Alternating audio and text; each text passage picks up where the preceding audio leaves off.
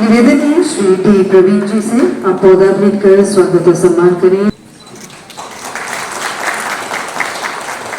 Shri D Praveen जी से हार्दिक धन्यवाद sir. Shri विमुख सेठ जी और आपसे निवेदन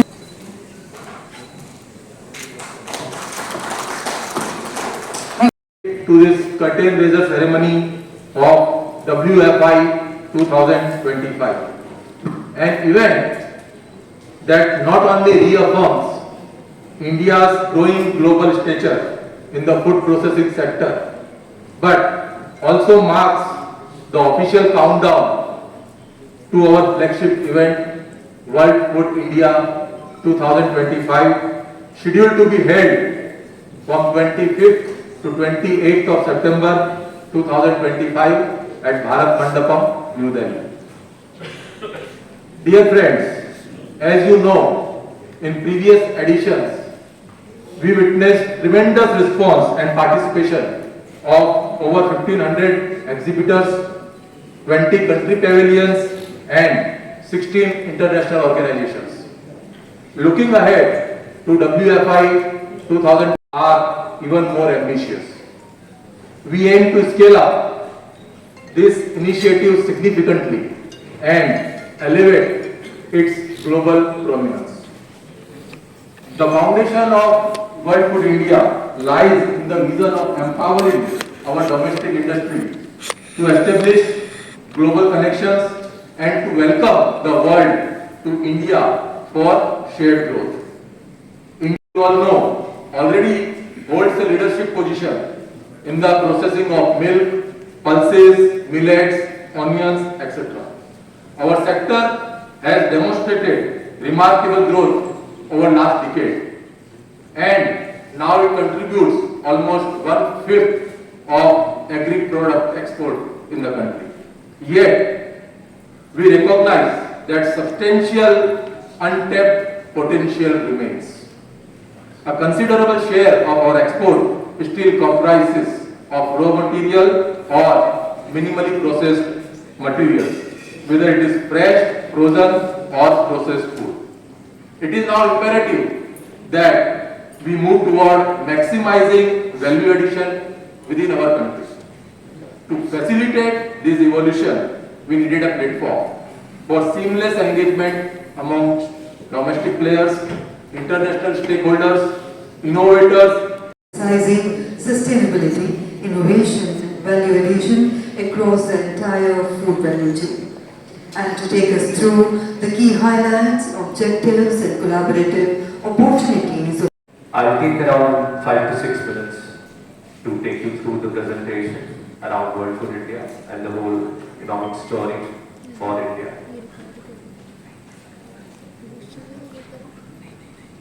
I don't think India needs introduction. I don't think growing India needs an introduction. We are one of the largest and the fastest growing economies in the world today. Whether we talk about the various factors of production, we talk about the social conditions, we talk about the economic conditions, we talk about the political scenario. I think we are the most stable economy when it comes to all these factors. And what the slide basically talks about is that given the various offerings which the government of India has, which the various state governments have, I don't think there will be a better economic condition today as to what India offers. And therefore, we are inviting the investors and the other collaborators from across the world to look at India seriously from a business perspective. We are not just stopping where we are today in terms of one of the largest and fastest growing economies. We are reforming as much as we can, not only from a policy perspective, but even making it easy or making it a low cost affair for anybody to do business in India. So we talk about ease of doing business, cost of doing business, we talk about ease of logistics, we talk about monetary incentives being given by the ministry and the various other bodies in the government, state government, central ministries. I think again there is no doubt that even from the perspective of making reforms into where we are certainly way ahead of many of the other attractive economies in the world. Specifically talking about World Food India, Secretary Sir did speak about, briefly spoke about what the event offers. But if we effectively see, we are covering the length and breadth of the whole sector. When I say length and breadth, we are making sure that in the entire value chain, agri-food value chain, we are trying to cover all the stakeholders, be it government, be it businesses, be it academia, be it startups, entrepreneurs, students, researchers. We are not leaving any stone unturned. And when I say top to bottom, we are making sure that all the factors of production for businesses, again when I say businesses, it could be any subsector in the food processing, which I'll briefly talk about, or any other part of the value chain which needs, where the system or the businesses need help. We are making sure that this event addresses all that. We are making sure that this event G2G, G2B, and not just G2G, G2B, B2B. We're also making sure that the other stakeholders like research, as I said, academia, institutional, they all also will be here at the event to help discuss various potential partnership opportunities. As I just briefly spoke about the various offerings which the event has, this is the 4th edition. We've been highly successful in the previous 3 editions. Except the pandemic period, we've been regularly hosting this event, and we've been breaking records event after the other. Now the dates, as you would already know, 25th to 28th September at Bharat Mandapam. The details about the agenda is now will be shown in the next slide. As Secretary Sir also spoke about, we are making sure that we are not just aggressive in economic development of the sector. We are very mindful of sustainability aspects. We are very mindful of carbon impact on the economy or on the whole the country. We are very mindful of nutrition and health aspects. So while we are making sure that we are growing fast, this is a responsible development we are talking about, and that's how the 5 pillars for the event have been structured. This is the flow for the 4 days. We'll of course start with the inaugural, and that's where even the exhibition will be there. We've just briefly spoken about the CEO roundtable, which will be there on the first day. There will be some sessions lined up during the first day itself, in the second half of the day. On the second and the third day, we are talking about extensive brainstormings, panel discussions. We are talking about presentations, case study discussions. Again, all these stakeholders which I briefly spoke about, they'll be coming together, and that's how the whole second and the third day have been structured. And then on the final day, we'll have a closure of the exhibition, because as I mentioned, this event is going to make sure that you have opportunity to showcase your technology, your products, your services to the whole world. So that's how the whole 4 days have been structured.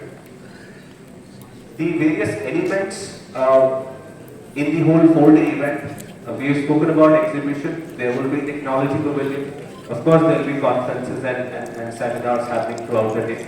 There is a special focus on startups and entrepreneurs. We want to make sure that we invite the entrepreneurial spirit of our student community, of our entrepreneurs, and make sure that they interact with the best in the world.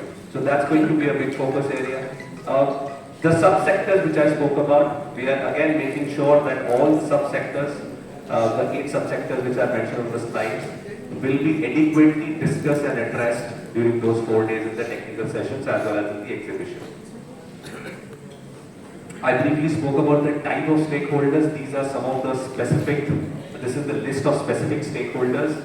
Again, as I said, making sure that the entire government machinery will be there at the event, not just at the central level but at the state level as well. Making sure that the regulators will be there, making sure that from an industry perspective we are well represented, from the academia, from the research, from the institutional perspective we are well represented, and therefore you see the entire list of stakeholders which is going to be very comprehensively covered at the event, and there will be separate sessions planned for each of these types of stakeholders. These are some of the highlights of the 24 event. As I said, we have been achieving success, and the last event certainly was a remarkable event which covered, I'll briefly talk about the achievements from the last event, but these are just some of the snapshots from the 2024 event. These are some key highlights, some numbers, some statistics from the previous event. So I won't go through each of them, but basically what we are talking about here is that the wide representation of stakeholders, the in-depth analysis of subsectors, the help which we had provided on the platform, which we have provided for G2G, G2B, all those kinds of discussions. And we will talk about some of the numbers as well. The MOUs which were signed or the intents, investment intents which were discussed, most of them has actually been implemented on the ground as well. So that's been the post-event achievement from 2024. From the participation perspective, as I said, it's not just about India. We are offering a market to the world. We are offering a platform to the world. And while on the left-hand side you see domestic participation, as I said, from the government, the entire government machinery was there, the state as well as the central part. And from the international perspective, most of the developing countries, developed countries, have been a part of these discussions. They've been partner countries, focus countries at the event. And plus, multilateral, bilateral agencies as well have been a part of the 2024 event. And of course, we see them coming again and beyond as a part of the 2025 event. Secretary Sir has already spoken about the CEO Roundtable. This was the success we achieved in 2024. We had over 40 sessions, as I said, continuous brainstorming sessions across those 3 days. And then we had more than 250 speakers from various fairs, various geographies, various subsectors to talk about and brainstorm on these sessions. So I'll stop here. This is what the 2024 edition was all about, and we look forward to even a better and a larger 2025. Thank you so much.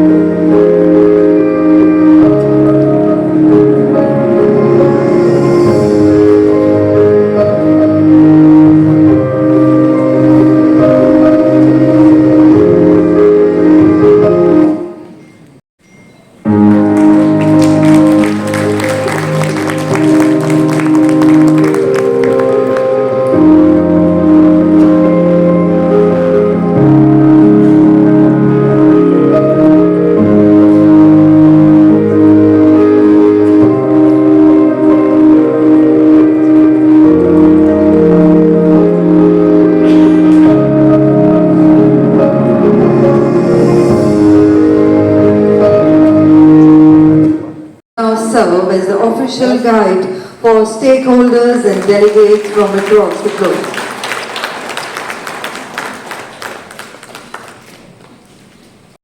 Bharat दुनिया के सबसे बड़े producers में से एक है। Processed food का निर्यात अब भारत के कुल कृषि निर्यात का लगभग 1/4 हिस्सा बन चुका है और ग्लोबल फूड वैल्यू चेन को नई गति दे रहा है और इसे और भी मजबूत बना रही हैं भारत सरकार की प्रमुख योजनाएं, जैसे प्रधानमंत्री गति शक्ति योजना, स्किल इंडिया, डिजिटल इंडिया। साथ ही खाद्य प्रसंस्करण उद्योग मंत्रालय की योजनाएं इस क्षेत्र को नई ऊंचाइयों पर लेकर जा रही हैं। प्रधानमंत्री किसान संपदा योजना के अंतर्गत अत्याधुनिक इंफ्रास्ट्रक्चर का निर्माण किया जा रहा है, जिससे सप्लाई चेन मैनेजमेंट को मजबूती मिली है। प्रधानमंत्री formalisation of micro food processing enterprises (PMFME) द्वारा सूक्ष्म उद्यमियों को बेहतर प्रशिक्षण और क्रेडिट लिंक कैपिटल सब्सिडी के माध्यम से आत्मनिर्भर बनाया जा रहा है। Production link incentive scheme for food processing industry (PLI-SFPI) के द्वारा घरेलू विनिर्माण को बढ़ावा देकर अंतर्राष्ट्रीय बाजारों में भारतीय खाद्य उत्पादों के बैंक्स को स्थापित किया जा रहा है।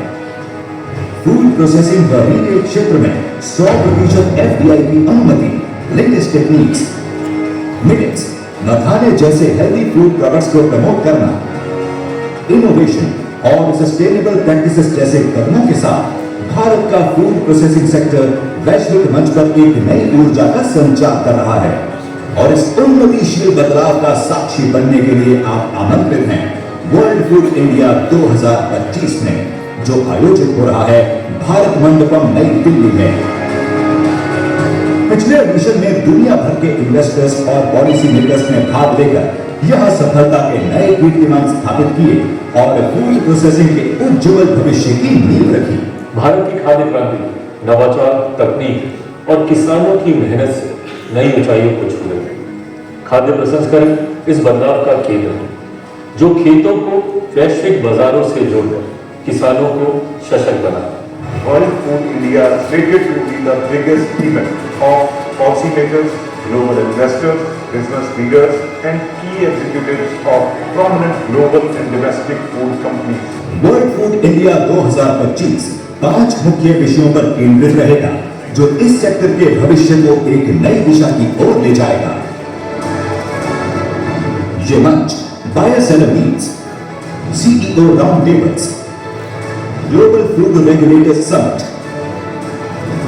एग्जीबिशंस और इनसाइटफुल सेमिनार्स के जरिए एक नए सशक्त फूड प्रोसेसिंग सेक्टर में सहभागी बनने का अवसर प्रदान करेगा।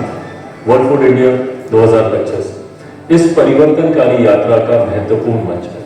आइए इस यात्रा में हम सब सहभागी बने और इस परिवर्तनकारी क्रांति का हिस्सा बने, जहां समृद्धि की नींव प्रसंस्करण से रखी जाती है।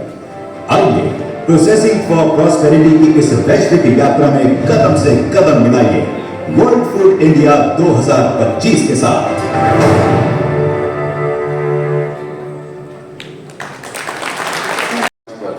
जॉइंट सेक्रेटरी मॉफी श्री डी प्रवीण जी, मौजूद यहाँ पर डीजी फिकी ज्योतिवेद जी, मौजूद यहाँ पर PIB ADG शमीमा जी, मौजूद इस सभागृह में तमाम उपस्थित अतिथिगण, मौजूद यहाँ पर मेरे मंत्रालय के तमाम वरिष्ठ अधिकारी, मौजूद यहाँ पे फिक्की से, अर्नेस्ट एंड यंग से तमाम हमारे साथीगण, मौजूद यहाँ पे प्रेस मीडिया के हमारे तमाम पत्रकार साथियों, आज का ये कर्टन रेजर, मुझे लगता है इसके बारे में काफी विस्तृत जानकारी शुरुआत में सेक्रेटरी साहब के द्वारा दी ही गई और प्रेजेंटेशन के माध्यम से मुझे लगता है काफी विस्तार में टेक्निकल पहलुओं को आप सबके समक्ष विस्तार से रखा गया। इसके बाद भी कोई सवाल जवाब होंगे तो डेफिनेटली हम लोग यहाँ पर हैं उनका जवाब देने के लिए, पर इसके पीछे की सोच क्या है ये आज मैं आप लोगों के साथ में साझा करना चाहता हूँ, क्योंकि ये चौथा एडिशन हम लोग वर्ल्ड फूड इंडिया का हम लोग आयोजित करने जा रहे हैं। वर्ल्ड फूड इंडिया की सोच क्या है, किस उद्देश्य के साथ, किस लक्ष्य के साथ इसकी हम लोगों ने शुरुआत की, और आज जब हम लोग चौथे एडिशन तक हम लोग पहुंचे हैं तो उस सोच में हम लोग कितना कामयाब हुए हैं, ये कुछ बातें बहुत सरल, बहुत सहज तरीके से आप लोगों के समझ में रखना चाहूंगा, ताकि आप लोगों के माध्यम से जनता तक and specially concern all the stakeholders तक इन बातों को सहज तरीके से पहुंचाया जा सके। वर्ल्ड फूड इंडिया की शुरुआत 2017 में हमारी इंडिया की सरकार के द्वारा की गई। इसके पीछे की सोच ये रही कि भारत एक कृषि प्रधान देश है, भारत की एक बड़ी आबादी कृषि से जुड़ी हुई है। किसान हमारे अन्नदाता जो इस बात को सुनिश्चित करते हैं कि न सिर्फ हर एक भारतीय बल्कि वो देश भी जहां पे खाद्य कमी है उस तक भी कैसे हम लोग अपनी मदद पहुंचा सकें, इस सोच के साथ भारत ने लंबे समय तक दुनिया में एक अहम भूमिका निभाने का कार्य किया। पर आज की तारीख में जिस तरीके से परिस्थितियां बदल रही हैं, जिस तरीके से लाइफस्टाइल्स बदल रहे हैं, जिस तरीके से ग्लोबली आपको चेंजेस देखने को मिल रहे हैं, धीरे धीरे सिर्फ खाद्य पदार्थ ही नहीं बल्कि प्रसंस्करण भी इसका एक बहुत महत्वपूर्ण हिस्सा बना है। कैसे प्रोसेसिंग के माध्यम से हम लोग लंबे समय तक खाद्य पदार्थों को हम लोग फ्रेश रख सकते हैं, कैसे उसको भारत के कोने कोने तक लेकर जा सकते हैं, और न सिर्फ भारत के कोने कोने तक लेकर जा सकते हैं बल्कि वैश्विक बाजार में भी कैसे हम लोग भारतीय पदार्थों की उपस्थिति को मजबूती से दर्ज करा सके प्रसंस्करण के माध्यम से, प्रोसेसिंग के माध्यम से। इस सोच के साथ हम लोगों ने इस सेक्टर को बढ़ावा देने का प्रयास किया और इसी सोच के साथ हम लोगों ने वर्ल्ड फूड इंडिया का आयोजन 2017 में शुरू किया और आज हम लोग इस साल इसका चौथा एडिशन हम लोग करने जा रहे हैं। प्रोसेसिंग, प्रसंस्करण एक ऐसा क्षेत्र है, एक ऐसा विषय है, एक ऐसा सेक्टर है जो मैं मानता हूं और जो हकीकत भी है, भारत की आने वाले दिनों की सबसे मजबूत ताकत में से एक होने वाला है।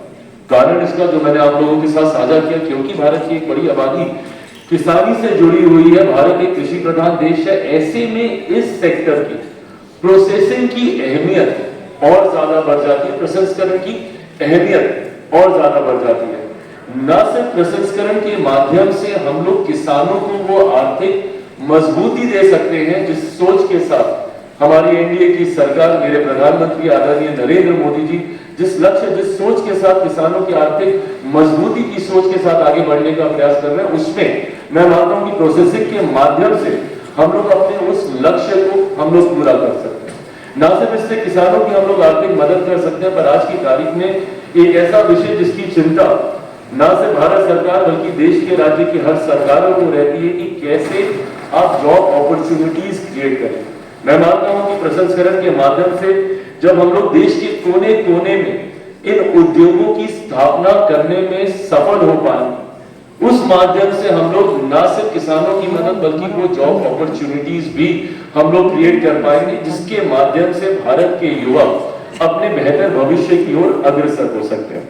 और तीसरा और सबसे महत्वपूर्ण, इसी के माध्यम से जो हम लोग एक और लक्ष्य की पूर्ति कर सकते हैं, राज्यों के राजस्व में बढ़ोतरी, देश के राजस्व में बढ़ोतरी। जब आपका रेवेन्यू जनरेशन होता है तो उसके माध्यम से आप धीरे धीरे धीरे धीरे कई ऐसे परिवार हैं, गरीब परिवार, जिनको आप मुख्य धारा के साथ जोड़ सकते हैं। प्रति व्यक्ति आय में आप इजाफा कर सकते हैं, पर कैपिटा इनकम को आप इंप्रूव कर सकते हैं। तो ऐसे में इस सेक्टर, इस क्षेत्र की एक अहम भूमिका होती है। पर इस सेक्टर को कैसे बढ़ाया जा सकता है, क्योंकि हम लोग, जब मैं कहता हूं कि हम लोग एक कृषि प्रधान देश से आते हैं, तो कहीं ना कहीं काफी धारणाएं भी हम लोग के जहन में रहती हैं। आज भी हम लोग कई बार उस सोच से आते हैं या उन परिवारों से आते हैं जहां पे फ्रेश फूड को ही हम लोग अच्छा मानते हैं, क्योंकि हम लोग किसानी से इतने करीबी से जुड़े रहे। जो भी गांव देहात के परिवार से आता है वो इस बात को अनुभव कर सकता है कि भैया हम लोग खाना खाने बैठते हैं तो तुरंत खेत से सब्जी निकाल के आती है, टेबल पे फ्रेश करके आती है।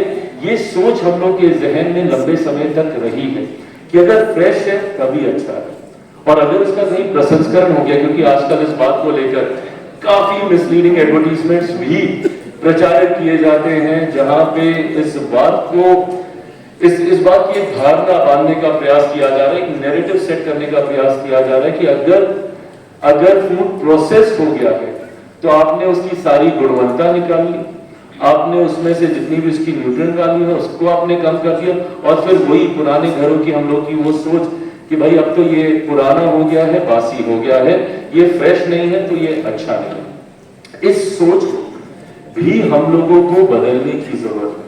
प्रोसेसिंग का मतलब कतई उसकी गुणवत्ता को निकालना नहीं है, rather we are talking about adding value to the process food.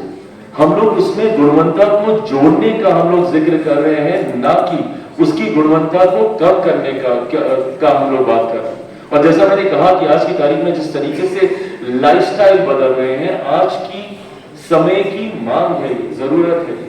Nuclear families हम लोग देख रहे हैं, वर्किंग कपल्स का कंसेप्ट हम लोग देख रहे हैं। आज की तारीख में जरूरी है कि ऐसे खाद्य पदार्थों को हम लोग घर घर तक पहुंचाने का कार्य करें जो कि ready to eat, ready to cook concept के ऊपर तैयार किए गए हों। एंड अगेन इस बात को सुनिश्चित करते हुए कि कतई उसकी गुणवत्ता के साथ किसी तरीके का खिलवाड़ नहीं किया गया।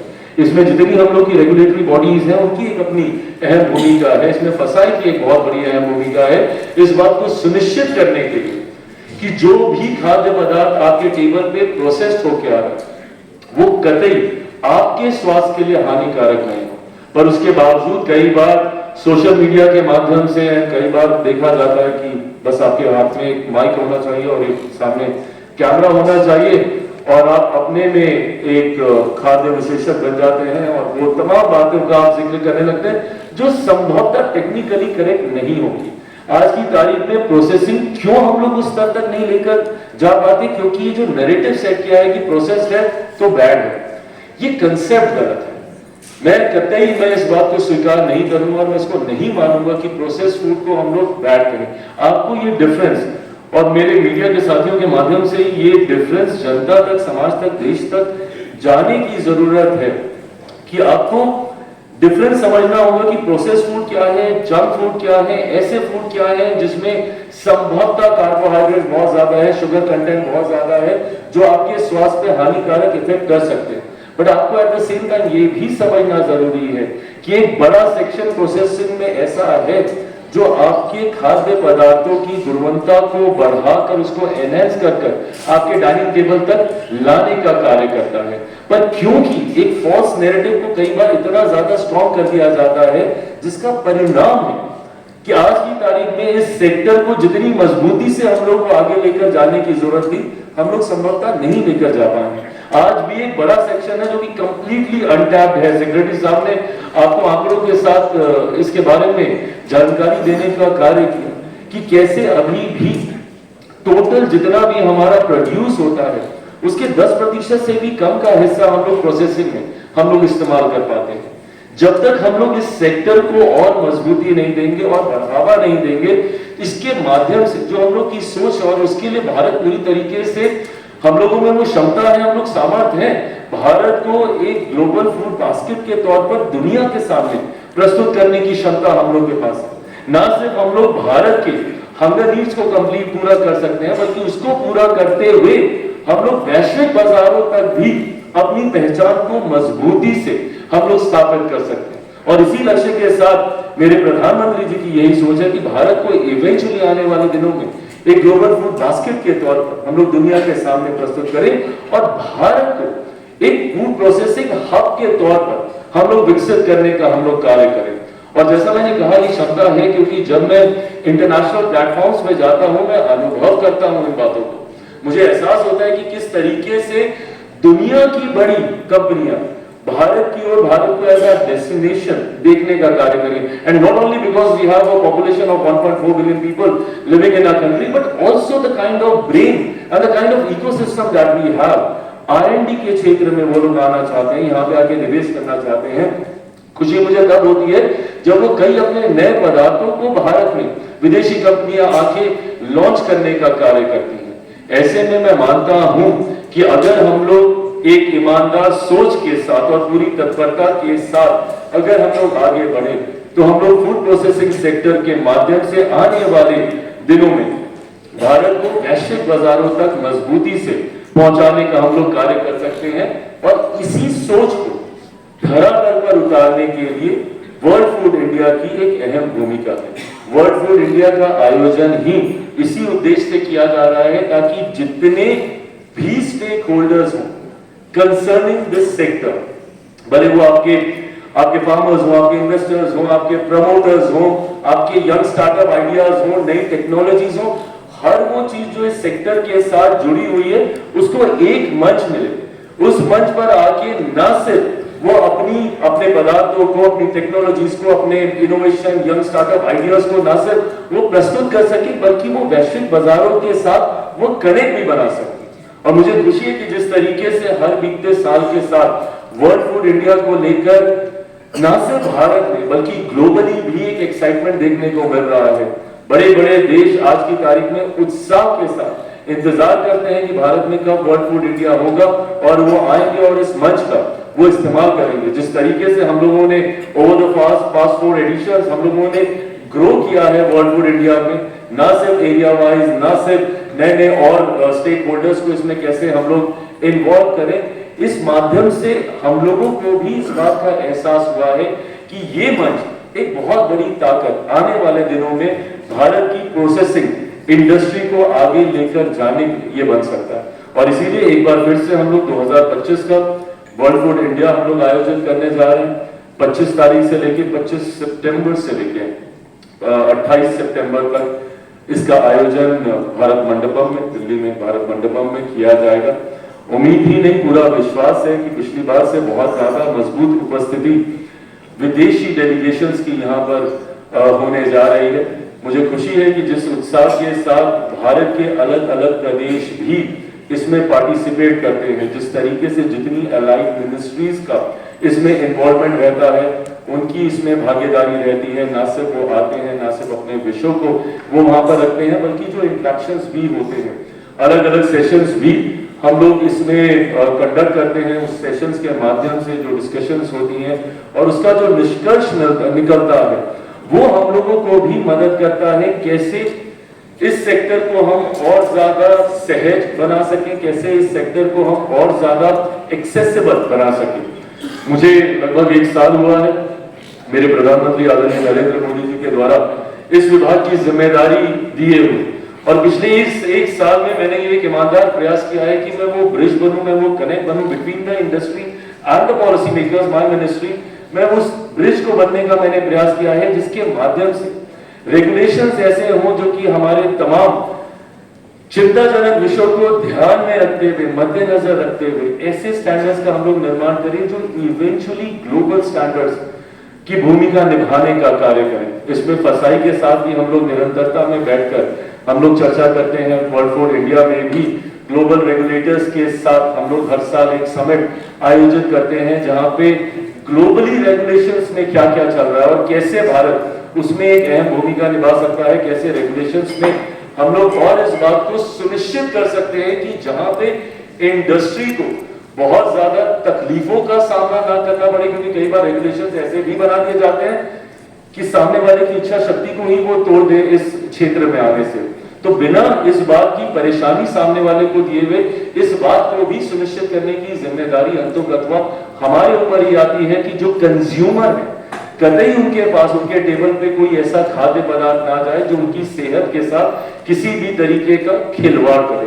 तो इन तमाम बातों को बैलेंस करते हुए कैसे रेगुलेशंस को हम लोग और बेटर करें, कैसे हम लोग अलग अलग स्टार्टअप आइडियाज जो यंग ब्रेन्स आते हैं कैसे उनको एक कंप्लीट इंक्यूबेशन हम लोग प्रोवाइड करके दें, वो कंप्लीट हैंड होल्डिंग उनको हम प्रोवाइड करके दें। इसमें मैं निफ्टम का भी विशेष तौर पे मैं धन्यवाद करूंगा, उनकी एक बहुत अहम भूमिका रही है जिस तरीके से निफ्टम के माध्यम से इन स्टार्टअप्स को वो इंक्यूबेशन का मौका मिलता है, उनको अपनी नई नई सोच को आगे लेकर जाने का मौका मिलता है। और मुझे लगता है कि शायद यही एक कारण है कि लंबे समय से हमारे मंत्रालय की मांग भी रही थी कि देश को एक और निफ्टम की जरूरत है। अभी तक देश में से मात्र 2 निफ्टम थे, एक कुंडली हरियाणा में था, दूसरा तांजावुर में, तमिलनाडु में हम लोग के पास निफ्टम था, तीसरा निफ्टम मुझे खुशी है इस बात की कि मेरे गृह राज्य बिहार में खुलने जा रहा है। मैं मानता हूं कि बहुत जल्द हम लोग उसका भूमि पूजन करके बहुत जल्द हम लोग उसकी भी हम लोग शुरुआत करेंगे।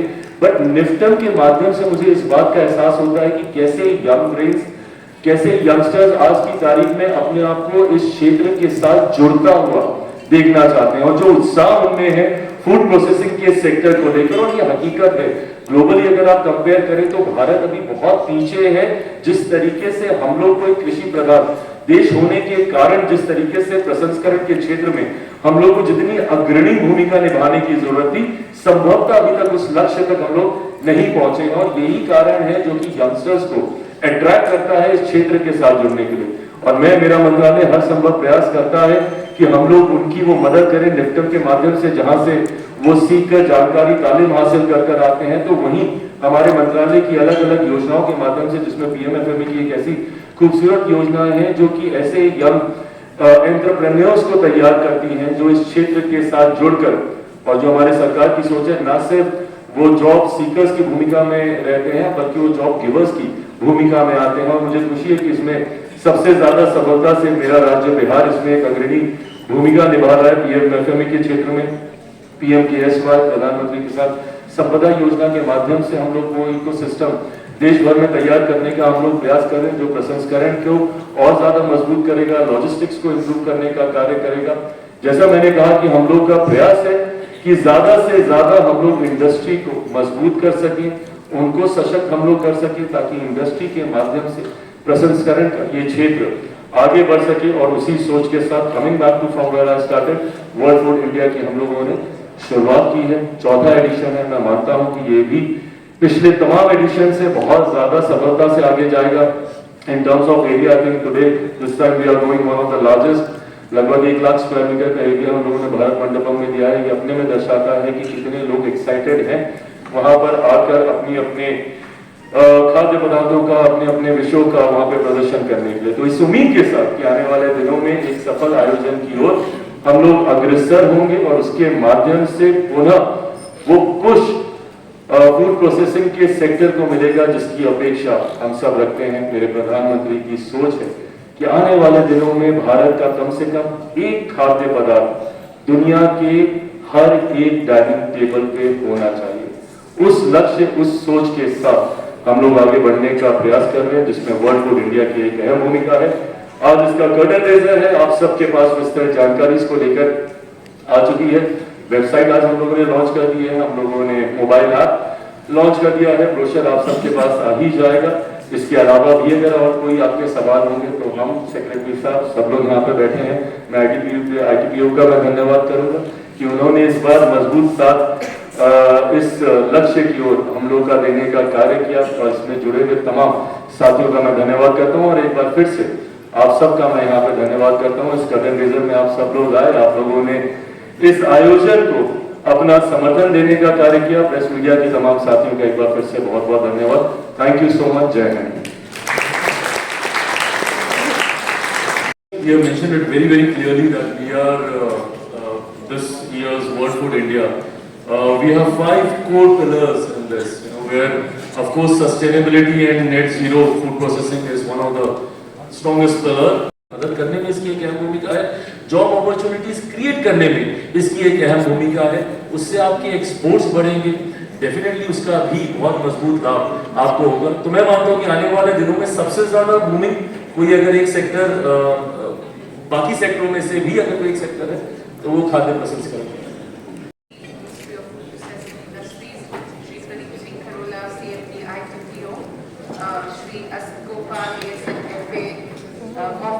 Shri D. Praveen, Joint Secretary MOFPI, Ms. Shamima Siddiqui, Additional Director General PIB, all the distinguished guests, officials from the Ministry, FCCI, ITPO and PIB, media representatives, partners and friends. It's indeed a privilege and honor for me on behalf of FICCI as the national event partner to extend our heartful gratitude as we conclude this curtain raiser for World Food India 2025. As the Honorable Minister did mention, food processing is a very strategic pillar of India's economy and it significantly contributes to the agricultural value addition, enhancing the farmer income, supporting the job creation and all, strengthening the rural economy, and it does have a profound impact on the lives and communities across the country, and that's so your address has indeed set the tone for this mega initiative which is coming forward. And there is a lot of hope with the sector, as you said, to kind of make it global and make it even stronger as we go forward.